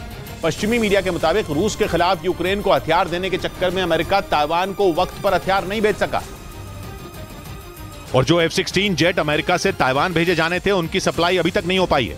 वहीं दूसरी ओर चीन लगातार ताइवान को अपने नक्शे में मिलाने की धमकी दे रहा है। ऐसे में अमेरिका के सामने मुश्किल खड़ी हो गई है कि वो पुतिन के हमलों से बचाने के लिए यूक्रेन को हथियार भेजें या फिर चीन से निपटने के लिए ताइवान के हाथ मजबूत करें, क्योंकि पश्चिमी मीडिया के मुताबिक एक रोज पहले रूस के राष्ट्रपति भवन पर हुए हमले से पुतिन का गुस्सा 7वें आसमान पर है और आशंका जताई जा रही है कि वो कोई बड़ा कदम उठाने वाले हैं। इसी वजह से अमेरिका की भी टेंशन बढ़ गई कि अगर यूक्रेन को वक्त पर हथियार मुहैया नहीं करवाए गए तो पुतिन यूक्रेन की जंग का अंत ना कर दें, क्योंकि अगर ऐसा हो गया तो दुनिया में सुपर पावर अमेरिका की वजीयत हो जाएगी। इसीलिए अमेरिका ने कुछ दिन पहले यूक्रेन को हजारों करोड़ डॉलर की मदद भेजी थी, जिससे वो पुतिन की सेना के हमलों का जवाब दे सके। लेकिन यूक्रेन को दी गई इसी मदद से ताइवान की धड़कनें बढ़ गईं, क्योंकि उसे यह डर सताने लगा कि कहीं जेलेंस्की की मदद करने के चक्कर में बाइडेन उसे ना भूल जाएं। क्योंकि एक तरफ तो ताइवान को हथियार मिलने में देरी हो रही है, दूसरी तरफ चीन हमला करने को तैयार दिख रहा है। खबर है कि ताइवान के पास चीन के ड्रोन लगातार चक्कर लगा रहे हैं। इसीलिए ताइवान की सरकार ने अमेरिका से F-16 फाइटर जेट जल्द सप्लाई करने की गुहार लगाई, ताकि अगर चीन ने उस पर हमला किया तो वो जवाबी कार्रवाई करने में कमजोर न पड़े। लेकिन दावा किया जा रहा है कि जंग के बीच यूक्रेन को लगातार हथियार देने से अमेरिका भी इस वक्त हथियारों की कमी से जूझ रहा है, जिसकी वजह से वो ताइवान को F-16 जेट समय पर नहीं दे पा रहा। ताइवान के रक्षा मंत्रालय के मुताबिक 2019 में ताइवान को $800 करोड़ यानी भारतीय रुपयों में करीब 65,000 करोड़ के हथियार देने की डील हुई थी, जिनमें अमेरिका का सबसे ताकतवर फाइटर जेट F-16 शामिल था। सौदे के मुताबिक ताइवान को 66 F-16 मिलने थे, जिनकी सप्लाई अभी तक नहीं हो पाई। हालांकि ताइवान के रक्षा मंत्री को उम्मीद है कि अमेरिका जल्द F-16 फाइटर जेट ताइवान भेजेगा। हालांकि हकीकत यह है कि सौदे में बुरी तरह फंसे ताइवान के पास केवल इंतजार करने के अलावा कोई विकल्प बाकी नहीं बचा है। जबकि अमेरिका दक्षिण कोरिया की मदद के लिए जुटा हुआ है, वो वहां परमाणु पनडुब्बियां भेज रहा है। पश्चिमी मीडिया का दावा है कि दक्षिण कोरिया भेजी गई अमेरिका की परमाणु पनडुब्बियों का सामना चीन की पनडुब्बियों से हो सकता है। इसी वजह से अमेरिका और चीन के बीच बहुत बड़ी जंग के आसार बने हुए हैं, क्योंकि अमेरिका ने अपनी परमाणु पनडुब्बियों को दक्षिण कोरिया भेजा है। ये पनडुब्बियां वहां दक्षिण कोरिया की समुद्री सीमा में तैनात होंगी। कहने के लिए तो यह कदम उत्तर कोरिया के बढ़ते खतरे से निपटने के लिए उठाया गया, लेकिन जिस जगह अमेरिका की ये पनडुब्बियां तैनात की जाएंगी, वहां से वो सीधे चीन का भी रुख कर सकती हैं। इसी वजह से पश्चिमी मीडिया ये दावा कर रहा है कि परमाणु पनडुब्बियों की तैनाती अमेरिका और चीन के बीच बहुत बड़ी जंग की वजह बन सकती है, क्योंकि अमेरिकी पनडुब्बियों को भेजने के बाद चीन भी चुप नहीं बैठेगा। वो तो पहले से ही ताइवान की मदद करने पर अमेरिका पर भड़का हुआ है और अमेरिका के साथ जंग लड़ने के बहाने ढूंढ रहा है। और ऐसे में अगर अमेरिका की परमाणु पनडुब्बियां उसकी सीमा के नजदीक पहुंचेंगी तो उसके लिए खतरा बढ़ जाएगा। इसीलिए कहा जा रहा है कि चीन भी अमेरिका और दक्षिण कोरिया पर पलटवार जरूर करेगा, जिसके बाद यूक्रेन और रूस के बीच जारी लड़ाई से भी बड़ी जंग छिड़ सकती है, क्योंकि तब अमेरिका और दक्षिण कोरिया को न सिर्फ चीन बल्कि उत्तर कोरिया के भी गुस्से का सामना करना पड़ सकता है। अमेरिका को भी पता है कि वो उत्तर कोरिया के शासक किम जोंग उन को हल्के में लेने की भूल नहीं कर सकता। इसकी सबसे बड़ी वजह यह है कि पिछले साल की तरह इस साल भी वो कई खतरनाक मिसाइलों के परीक्षण का दावा कर चुके हैं। यही नहीं, किम जोंग उन पर परमाणु बम गिराने की भी सनक सवार है। ऐसे में उन्हें भड़काना आग से खेलने जैसा होगा। लेकिन इसके बावजूद अमेरिका दक्षिण कोरिया की मदद कर रहा है, जिसके लिए दक्षिण कोरिया के राष्ट्रपति पिछले महीने ही 6 दिन के दौरे पर अमेरिका गए थे, जहां इस बात पर सहमति बनी थी कि अमेरिका दक्षिण कोरिया की सुरक्षा बढ़ाने के लिए उसे परमाणु हथियारों से लैस पनडुब्बियां देगा। लेकिन इस खबर ने उत्तर कोरिया के साथ साथ चीन को भी अलर्ट कर दिया, क्योंकि चीन को डर है कि उत्तर कोरिया के नाम पर अमेरिका उसके खिलाफ बड़ी चाल चल सकता है। पश्चिमी मीडिया का दावा है कि इसी वजह से चीन ने अमेरिकी पनडुब्बियों से निपटने की तैयारी शुरू कर दी है, जिसका मतलब जैसे ही दक्षिण कोरिया में अमेरिकी परमाणु पनडुब्बियां तैनात होंगी, चीन अपनी पूरी ताकत के साथ उनके सामने आ जाएगा, जिससे दोनों देशों के बीच बहुत बड़ी जंग की नौबत आ सकती है। क्योंकि तब इस युद्ध की शुरुआत ही परमाणु हथियारों से लैस पनडुब्बियों से होगी, जो कहां जाकर खत्म होगी इसका अंदाजा कोई नहीं लगा सकता। लेकिन सिर्फ दक्षिण कोरिया को भेजी गई परमाणु पनडुब्बी नहीं, बल्कि अमेरिका की तरफ से जारी की गई एक तस्वीर ने भी उत्तर कोरिया के शासक किम जोंग उन की धड़कनें बढ़ा दी। इस तस्वीर में अमेरिका, दक्षिण कोरिया और जापान की नौसेना के अधिकारी साथ नजर आए और यह दावा किया गया कि ये जिस पनडुब्बी में सवार थे वो वही पनडुब्बी है जो अमेरिका दक्षिण कोरिया में तैनात करने वाला है। पश्चिमी मीडिया ने कुछ दिन पहले ही दावा किया था कि अमेरिका और दक्षिण कोरिया के बीच इस परमाणु पनडुब्बी की डील तय हो चुकी है और वो किसी भी वक्त इसे रवाना कर सकता है। और माना जा रहा है कि तभी से किम जोंग उन की चिंता बढ़ी हुई है, क्योंकि वो ये अच्छी तरह से जानते हैं कि अगर दक्षिण कोरिया के हाथ ये पनडुब्बी लग गई तो उनकी परमाणु हमले वाली धमकियां सिर्फ कोरी बातें रह जाएंगी। और यही वजह है कि अमेरिका ने इस तस्वीर को जारी कर फिर एक बार उनके जले पर नमक छिड़कने का काम कर दिया। पश्चिमी मीडिया का दावा है कि दक्षिण कोरिया की नौसेना के मुखिया वहां से इस पनडुब्बी के साथ ही लौटेंगे। मतलब अब समंदर में अमेरिकी पनडुब्बी से किम जोंग उन का सामना होने में ज्यादा वक्त नहीं बचा है। अमेरिका की इस घातक पनडुब्बी में परमाणु क्षमता से लैस ट्राइडेंट 2D5 बैलिस्टिक मिसाइलें हैं, जिनके दम पर यह पनडुब्बी समंदर में करीब 12,000 किलोमीटर तक दुश्मन की पनडुब्बियों को तबाह कर सकती है। मतलब अब दक्षिण कोरिया की रखवाली में एक ऐसी पनडुब्बी तैनात होने वाली है जो उत्तर कोरिया की नींद उड़ा देगी। और अमेरिका ने यह तस्वीर जारी कर यह संदेश भी दे दिया कि किम जोंग उन को यह झटका जल्द ही लगने वाला है। उधर इजराइल ने वेस्ट बैंक इलाके में मौजूद 2 फिलिस्तीन समर्थकों के घर बर्बाद कर दिए। आरोप है कि वो दोनों इजराइल में हुए जानलेवा हमलों में शामिल थे, जिसकी सजा इजराइल की फौज ने उन्हें इस तरह दी कि पूरे वेस्ट बैंक में सन्नाटा पसर गया। वीडियो में नजर आया कि इजराइल के सैनिक एक मकान में घुसे और उसे विस्फोटक लगाकर तबाह कर दिया। और ऐसा ही हश्र दूसरे मकान का भी हुआ। जब उसमें धमाका हुआ तो पूरी बिल्डिंग भरभराकर जमीन में जा मिली।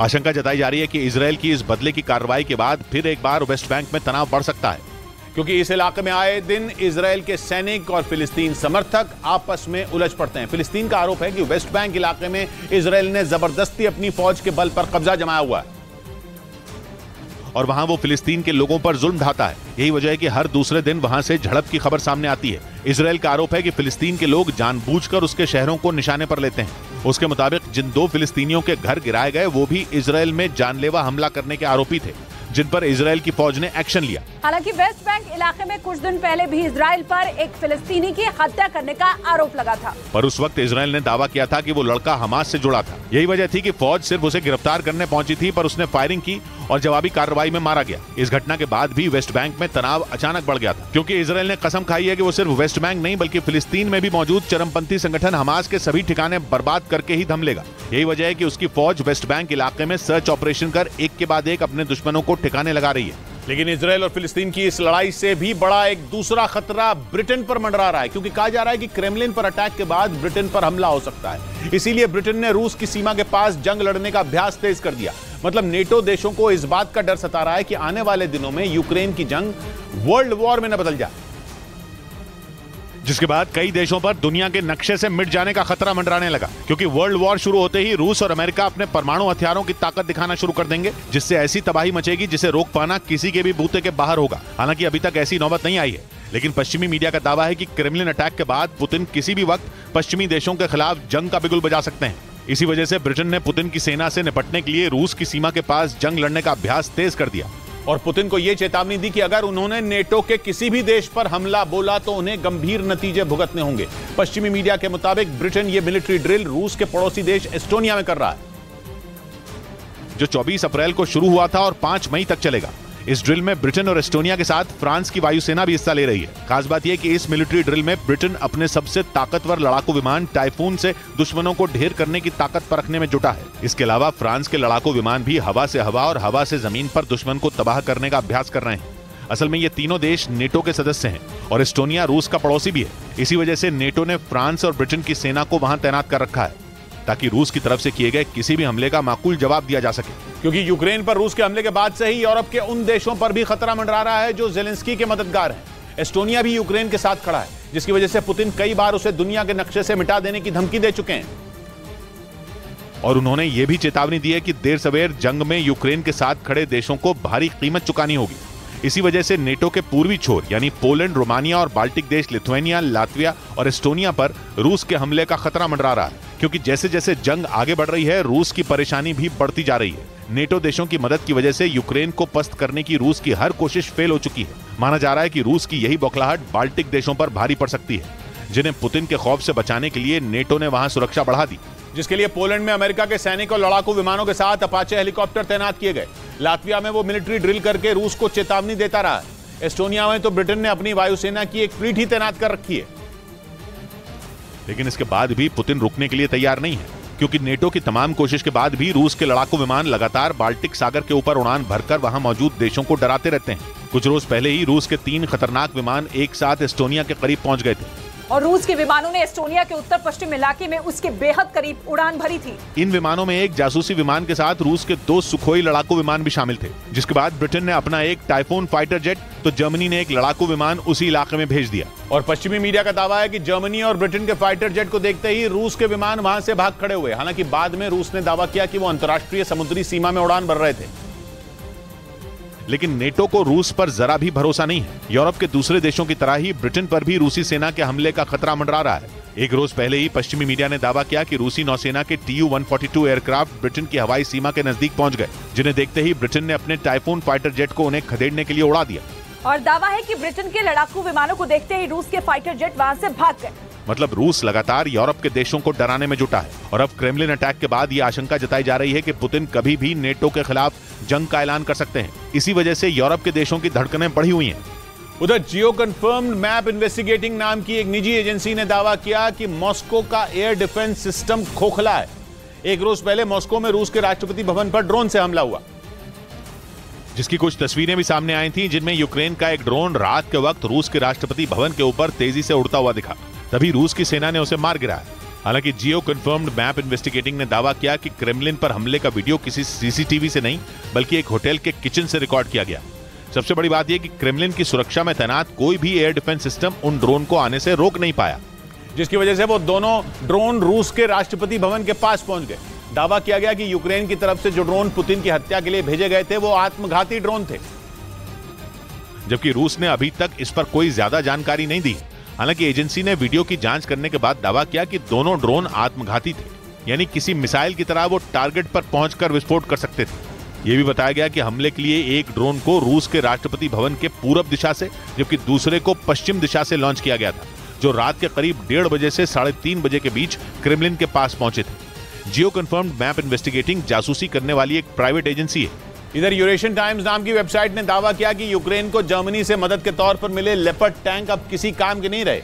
ऐसा इसलिए क्योंकि यूक्रेन में इतना कीचड़ जम गया है कि इन टैंकों का चलना मुश्किल हो गया और उनके पहिए थम गए। यूरेशियन टाइम्स के मुताबिक कुछ इलाकों में तो ये कीचड़ इतना ज्यादा है कि कई दिनों तक टैंक वहां से आगे नहीं जा पा रहे, फिर चाहे वो यूक्रेन के खुद के टैंक हों या फिर जर्मनी से मिले लेपर्ड टैंक, सभी वहां जाकर अटक गए। और माना जा रहा है कि इसी वजह से यूक्रेन के जवाबी ऑपरेशन की रफ्तार कम हो गई, क्योंकि उसे दूसरे देशों से टैंक मिल तो रहे हैं पर वो उन्हें इस्तेमाल नहीं कर पा रहा। वहां से आए एक वीडियो में एक इलाके में इतना कीचड़ जमा दिखा कि कई कारें उसमें पूरी तरह डूबी नजर आईं। और भारी भरकम टैंक भी इससे निपटने में नाकाम रहे। आशंका जताई जा रही है कि यूक्रेन को जल्द इससे राहत भी नहीं मिलने वाली। यही वजह है कि रूस का मीडिया तो इसे यूक्रेन की जंग के अंत तक बताने लगा है, क्योंकि उसका मानना है कि कीचड़ में दबे यूक्रेन के टैंक रूस का बाल भी बांका नहीं कर पाएंगे। दूसरी तरफ यूक्रेन अमेरिका और ब्रिटेन से टैंक आने का इंतजार कर रहा है, क्योंकि उसे इस बात की उम्मीद है कि इन टैंकों पर कीचड़ का ज्यादा असर नहीं पड़ेगा। मतलब वो उन इलाकों में भी रूस को टक्कर दे पाएगा जहां भारी कीचड़ ने ज़ेलेंस्की की सेना के कदम रोक दिए हैं। यूरेशियन टाइम्स का दावा है कि वहां हालात इतने खराब हो चुके हैं कि ज़ेलेंस्की के फौजियों का हौसला टूटने लगा है। एक वीडियो में तो एक टैंक इतनी बुरी तरह कीचड़ में अटका दिखाई दिया कि उसकी मदद के लिए वहां दूसरा टैंक लाया गया। हालांकि ज़ेलेंस्की को इस बात का पूरा भरोसा है कि उन्हें जल्द ही इस समस्या से छुटकारा मिल जाएगा, जिसके बाद उनकी सेना पूरी ताकत से रूस के खिलाफ हमला बोल देगी। उधर पश्चिमी मीडिया के मुताबिक फिनलैंड के ओलान द्वीप पर मौजूद रूसी दूतावास पर हमले से रूस और फिनलैंड के बीच तनाव बढ़ गया। रूस ने फिनलैंड के विदेश मंत्रालय से इसकी शिकायत कर दी, क्योंकि दावा है कि कुछ लोगों ने रूसी दूतावास परिसर में कोई विस्फोटक चीज फेंक दी, जिसके बाद वहां जोरदार धमाका हुआ। रूस ने आरोप लगाया कि धमाके की वजह से दूतावास की इमारत को काफी नुकसान पहुंचा। हालांकि इस घटना में कोई भी घायल नहीं हुआ, लेकिन रूस ने दूतावास के कर्मचारियों की जान को खतरा बताते हुए फिनलैंड से शिकायत कर दी, जिसके बाद फिनलैंड ने इस घटना पर खेद जताते हुए आरोपियों को जल्द पकड़ने का भरोसा दिया। ओलान द्वीप बाल्टिक सागर में फिनलैंड और स्वीडन के बीच में मौजूद है। पश्चिमी मीडिया के मुताबिक द्वीप के ज्यादातर लोग यूक्रेन पर रूस के हमलों का विरोध करते हैं। दावा है कि इसीलिए कुछ लोगों ने वहां रूसी दूतावास को निशाना बनाया। इस बीच रूस के मीडिया के मुताबिक फिनलैंड में अमेरिकी फौज की तैनाती से जुड़ी डील पर रूस बुरी तरह भड़क गया। गुस्से में तमतमाए पुतिन ने फिनलैंड के साथ नेटो को अंजाम भुगतने की चेतावनी दे डाली और साफ कह दिया कि अगर अमेरिका फिनलैंड की जमीन या समुद्री सीमा का इस्तेमाल करेगा तो रूस की सेना को मजबूरी में जवाबी कार्रवाई करनी पड़ेगी। यानी पुतिन की सेना फिनलैंड पर सीधा अटैक कर देगी, जिसका सीधा मतलब होगा कि अमेरिका और रूस की सेनाएं बिल्कुल आमने सामने आ जाएंगी और लड़ाई पर्दे के पीछे वाली न होकर सीधी हो जाएगी। हालांकि ज़ेलेंस्की की सबसे ज्यादा मदद करके अमेरिका एक तरह से रूस के खिलाफ युद्ध ही लड़ रहा है, लेकिन यूक्रेन की धरती पर हो रही जंग अमेरिका के हथियारों और रूस की सेना के बीच हो रही है। और अगर नेटो में नए नए शामिल हुए फिनलैंड पर पुतिन की फौज ने दावा बोला तो अमेरिका और नेटो देश चुप नहीं बैठेंगे, क्योंकि फिनलैंड के नेटो में शामिल होते ही अमेरिकी सेना पुतिन की गर्दन तक पहुंच चुकी है। असल में फिनलैंड रूस के उत्तर पश्चिम में बाल्टिक सागर के उत्तर में बसा है। वो रूस के साथ 1340 किलोमीटर लंबी सीमा साझा करता है और उसकी खाड़ी सामरिक तौर पर पुतिन के लिए काफी अहम है, क्योंकि उसके पूर्वी छोर पर रूस का सेंट पीटर्सबर्ग शहर बसा हुआ है और फिनलैंड की सीमा से सेंट पीटर्सबर्ग की दूरी महज 125 किलोमीटर है। मतलब ये कि फिनलैंड ऐसा दरवाजा बन गया है जिसके एक तरफ पुतिन खड़े हैं तो दूसरी तरफ अमेरिका की अगुवाई में दुनिया के 31 देशों की सेना है। यानी फिनलैंड के नेटो में शामिल होने के बाद बाल्टिक सागर के रास्ते नेटो को अब न केवल रूस के सेंट पीटर्सबर्ग तक पहुंचने का रास्ता मिल गया है, बल्कि नेटो की पहुंच अब रूस के परमाणु अड्डे तक हो गई है। या यूं कह लीजिए कि पुतिन के गुप्त परमाणु ठिकाने अब सीधे नेटो के निशाने पर आ गए हैं। यही वजह है कि पुतिन फिनलैंड की अमेरिका के साथ हुई सैन्य डील से तिलमिला गए। पश्चिमी मीडिया के मुताबिक फिनलैंड को सबक सिखाने के लिए पुतिन ने पहले ही आर्कटिक महासागर में अपने परमाणु हथियारों की तैनाती तक बढ़ा दी थी, ताकि जरूरत पड़ने पर वो फिनलैंड के साथ साथ यूरोप के दूसरे देशों और अमेरिका पर भी परमाणु मिसाइल से हमला कर सके। और इसी खतरे को भांपते हुए फिनलैंड ने नेटो का सदस्य बनना बेहतर समझा, क्योंकि नेटो के अनुच्छेद 5 के मुताबिक एक सदस्य देश पर हमला पूरे समूह पर हमला माना जाएगा। यानी फिनलैंड को नेटो का सुरक्षा कवच मिल चुका है और अब अगर रूस ने फिनलैंड पर हमला किया तो नेटो सेनाएं सीधे उस पर टूट पड़ेंगी। इधर जम्मू कश्मीर के किश्तवाड़ में सेना का ध्रुव हेलीकॉप्टर क्रैश हो गया। इस हादसे में हेलीकॉप्टर के दोनों पायलट घायल हो गए, जबकि एक टेक्नीशियन की मौत हो गई, क्योंकि सेना का यह हेलीकॉप्टर आसमान से सीधा जमीन पर आकर गिर गया। इस हादसे से पहले का एक वीडियो भी सामने आया जिसमें कई हजार फीट की ऊंचाई पर हेलीकॉप्टर से काला धुआं उठता दिखाई दिया। उसके बाद हेलीकॉप्टर एक झील के किनारे क्रैश हो गया। पिछले 2 महीनों में यह सेना का तीसरा ध्रुव हेलीकॉप्टर है जो हादसे का शिकार हुआ। इस बीच 2 मई को तिहाड़ जेल में हुए गैंगस्टर टिल्लू ताजपुरिया के कत्ल का सीसीटीवी वीडियो सामने आया। इस वीडियो में तिहाड़ जेल में बंद 3 कैदी टिल्लू ताजपुरिया को धारदार हथियारों से मौत के घाट उतारते नजर आए। और पुलिस सूत्रों का दावा है कि टिल्लू पर हमला करने वाले तीनों आरोपी जितेंद्र गोगी गैंग के गुर्गे हैं, जिन्हें लॉरेंस बिश्नोई गैंग ने टिल्लू ताजपुरिया को ठिकाने लगाने का काम सौंपा था। हत्या का जो वीडियो सामने आया उसमें कुछ लोग टिल्लू ताजपुरिया की बैरक का दरवाजा खोलते नजर आए, जिसके बाद उन लोगों ने उस बैरक से टिल्लू ताजपुरिया को निकाला और फिर उस पर धारदार हथियारों से कई वार किए। हालांकि इस दौरान बाकी कैदियों ने उन्हें रोकने की कोशिश की, लेकिन हमलावरों ने हथियार दिखाकर सभी को पीछे धकेल दिया। इसके बाद तीनों ने मिलकर टिल्लू को जमीन पर गिराया और फिर उसकी पीठ, सीने और पेट में कई वार किए, जिससे वो जगह खून से सन गई। इसके बाद जेल प्रशासन ने उसे घायल हालत में अस्पताल पहुंचाया, जहां उसकी मौत हो गई। बाद में सोशल मीडिया पर गोल्डी बराड़ नाम के एक अकाउंट से एक पोस्ट डालकर कत्ल की जिम्मेदारी ली गई। पोस्ट लिखने वाले ने यह भी ऐलान किया कि उसका बदला पूरा हो गया, क्योंकि गोगी गैंग के सरगना जितेंद्र गोगी को दिल्ली की रोहिणी कोर्ट में मारने का इल्जाम इसी टिल्लू ताजपुरिया पर था। यही वजह थी कि दुश्मनी की आग में जल रहे गोगी गैंग के गुर्गे टिल्लू से बदला लेने की प्लानिंग कर रहे थे। पुलिस सूत्रों का दावा है कि गोगी गैंग के लोग टिल्लू ताजपुरिया को ठीक उसी तरह से मारना चाहते थे जैसे उसने जितेंद्र गोगी की हत्या की थी। मतलब वो टिल्लू ताजपुरिया पर कोर्ट में फायरिंग करने की प्लानिंग कर रहे थे। लेकिन जब उसे कोर्ट लाया गया तो सुरक्षा बेहद कड़ी थी, इसलिए उन्हें टिल्लू को मारने का मौका नहीं मिल पाया। पुलिस सूत्रों का दावा है कि कोर्ट में बदला लेने का प्लान फेल होने के बाद गोगी गैंग के सदस्यों ने लॉरेंस बिश्नोई गैंग के साथ मिलकर टिल्लू ताजपुरिया को मारने का प्लान बी तैयार किया, और यह प्लान बी उसे तिहाड़ जेल के अंदर मौत के घाट उतारने का था। सूत्रों का दावा है कि इसकी प्लानिंग लॉरेंस बिश्नोई गैंग और गोगी गैंग से जुड़े लोगों ने काफी पहले से कर रखी थी।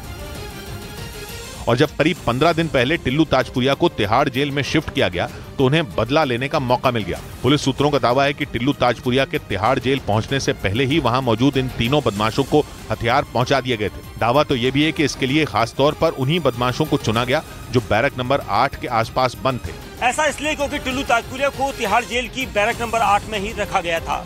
और पुलिस के सूत्र बताते हैं कि ताजपुरिया को जान से मारने वाले इन तीनों बदमाशों की मदद किसी वक्त में जितेंद्र गोगी ने की थी, जिसका हवाला देते हुए इन्हें टिल्लू ताजपुरिया को ठिकाने लगाने का काम सौंपा गया। जिसके बाद 2 मई को सुबह 6:30 बजे इन लोगों ने अचानक टिल्लू ताजपुरिया की बैरक पर धावा बोला और उसे धारदार हथियार से गोद दिया।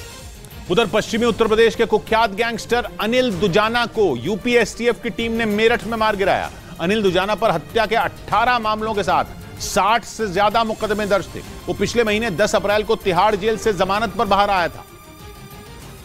और ठीक 24 दिनों के बाद उत्तर प्रदेश के मेरठ में यूपी एसटीएफ की टीम ने एक मुठभेड़ के दौरान उसे ढेर कर दिया। इस वक्त हम मेरठ के भोले की जाल गंग नहर पे खड़े हैं। ये वो ग्राउंड जीरो क्राइम स्पॉट है जहां पर कि अनिल दुजाना का इनकाउंटर हुआ है और उसे ढेर कर दिया गया। यूपी पुलिस के मुताबिक तिहाड़ जेल से बाहर आने के बाद अनिल दुजाना ने अपने खिलाफ गवाही देने वालों के साथ साथ एक कारोबारी को धमकी दी थी, जिसके बाद पुलिस ने उसके खिलाफ 2 मुकदमे दर्ज किए थे। पिछले कई दिनों से नोएडा पुलिस और यूपी एसटीएफ की टीम अनिल दुजाना की गिरफ्तारी के लिए लगातार छापेमारी कर रही थी। और इसी दौरान यूपी एसटीएफ की टीम को अनिल दुजाना के मेरठ में होने की जानकारी मिली। इसके बाद पुलिस ने फौरन मेरठ और उसके आसपास के जिलों में नाकेबंदी कर चेकिंग शुरू कर दी।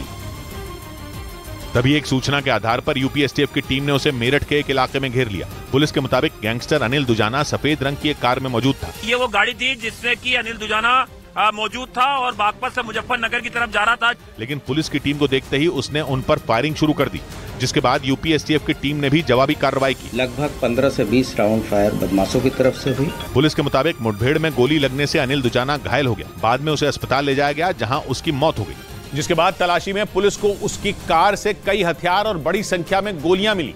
पुलिस के मुताबिक अनिल दुजाना गांव का रहने वाला था। गांव उत्तर प्रदेश के गौतम बुद्ध नगर जिले की बादलपुर कोतवाली इलाके में आता है, जहां उसके खिलाफ कई केस दर्ज हैं। कुछ रोज पहले राज्य की तरफ से यूपी के टॉप 65 बदमाशों की लिस्ट जारी की गई थी, जिसमें अनिल दुजाना का नाम भी शामिल था। लेकिन उस दौरान भी अनिल दुजाना फरार चल रहा था और दिल्ली समेत कई राज्यों में उसकी तलाश की जा रही थी। पुलिस सूत्रों का कहना है कि गैंगस्टर अनिल दुजाना का आतंक पश्चिमी उत्तर प्रदेश के अलावा दिल्ली, राजस्थान और हरियाणा में भी था। यूपी में उस पर बुलंदशहर पुलिस ने 25,000 और नोएडा पुलिस ने 50,000 का इनाम रखा था। उस पर 2002 में दिल्ली के पास गाजियाबाद में हत्या का पहला मुकदमा दर्ज हुआ था।